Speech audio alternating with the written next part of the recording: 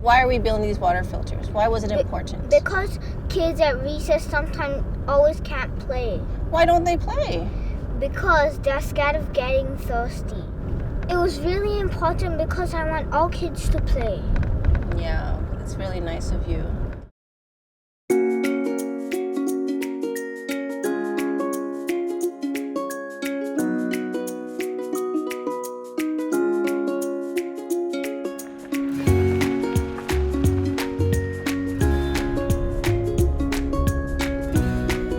It feels great to be here today because today we are celebrating.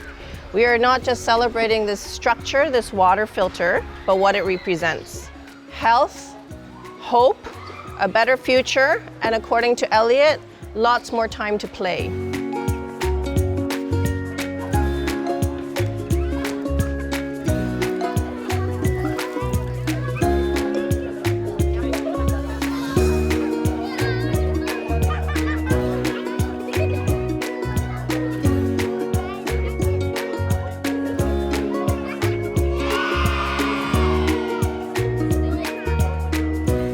ខ្ញុំ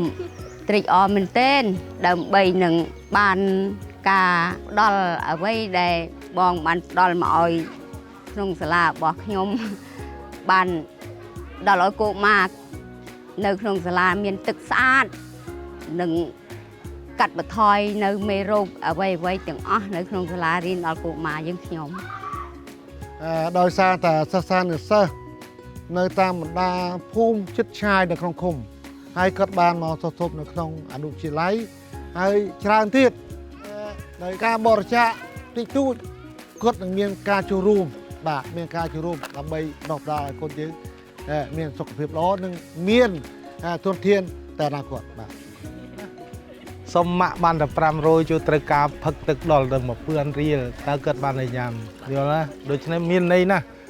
បានខ្ញុំប្រឹងប្រែងទោះបីយ៉ាងម៉េចក៏ខ្ញុំតស៊ូដោយការងារច្រើនប៉ុណ្ណាក៏ខ្ញុំចង់បានដែរបាទ